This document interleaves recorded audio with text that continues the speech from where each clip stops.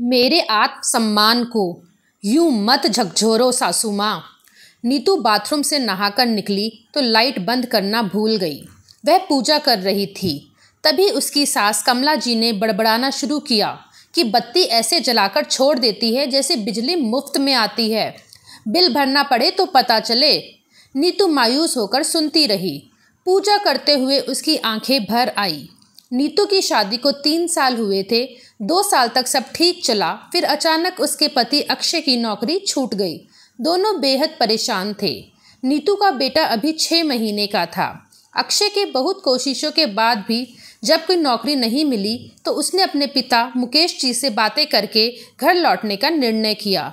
मुकेश जी ने अपने पुत्र को ढांढस बंधाया, तुम यहाँ आ जाओ और दूसरी नौकरी की तलाश करो।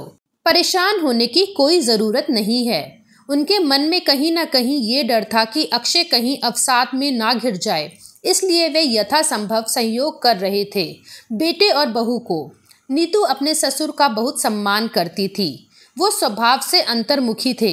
जल्दी अपनी बात किसी से नहीं कह पाती थी। बड़ों को पलटकर जवाब देना उसके संस्कारों में नहीं था। कमला जी नीतू को सुनाती कि जब उनकी शादी हुई तो उनके आने के बाद मुकेश जी की तरक्की होती गई, पर कई बहुएं ऐसी आती हैं कि पति का कामकाज चौपट हो जाता है। नीतू को यह बातें बाण की तरह सीधे हृदय बेधी लगती। वो तो पहले ही परेशान थी और कमला जी समय समय पर सुई चुभोती रहती। आर्थिक परेशानी के कारण मुकेश जी ही बेटे और बहू का खर्च उठाते थे और कमला जी एहसान की परतें चढ़ाती जाती। नीतू का आत्मसम्मान कुचलता रहता। नीतू कहीं बाहर जाने को निकलती तो कमला जी 2-4 सामान लाने को कहकर बोलती, अरे तुम्हारे पास पैसे तो होंगे नहीं, चलो मैं देती हूँ, वैसे भी अब तो दुगुना खर्च हो गया है, पता नहीं कैसे चलेगा। नीतू के आत्मसम्मान को फिर से झकझोर दिया था कमला जी ने। वो वहाँ से चली गई। मुकेश जी बहू की व्यथा उसके चेहरे से पढ़कर पत्नी से बोले, क्यों हर बात का एहसान जताती हो तुम बहू से? वो इस घर की सदस्य है तो फिर क्यों उसके स्वाभिमान पे चोट करती हो? इस समय हमारे बच्चों का कठिन समय है, उनको हमारी ज़रूरत है। हम मदद नहीं करेंगे तो कौन करेगा?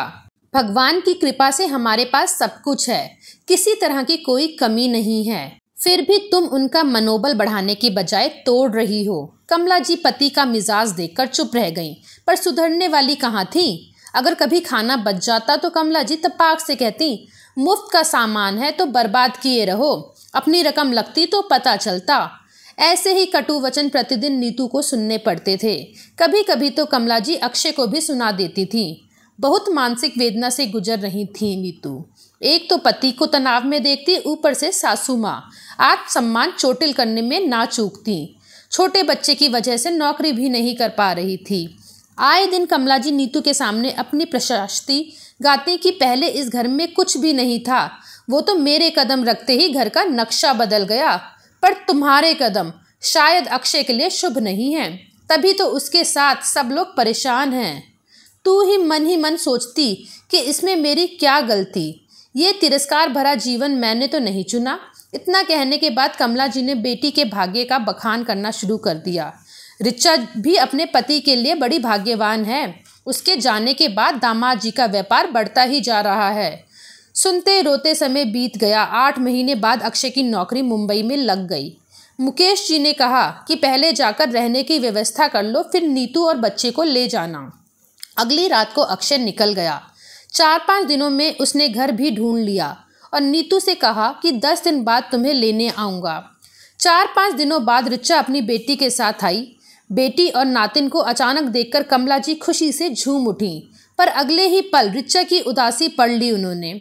पता चला कि रिचा के पति का व्यापार में बहुत घाटा हुआ है, बहुत कर्ज हो गया है।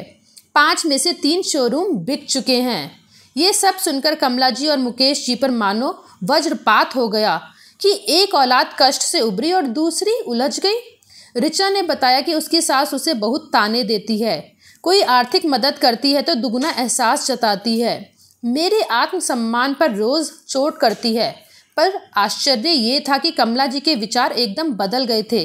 वो बोली, तुम्हारी सास को इतनी अकल नहीं है कि ऐसे समय में बहू और बेटे को भावनात्मक सहारे की ज़रूरत होती है। उन्हें तो तुम दोनों के साथ खड़ा होना चाहिए था। बस नीतू से रहा नहीं गया, उसके सब्र का बांध टूट गया। वो ऋचा के सामने बैठकर बोली, मम्मी जी, आज आप में इतनी समझदारी कहाँ से आ गई?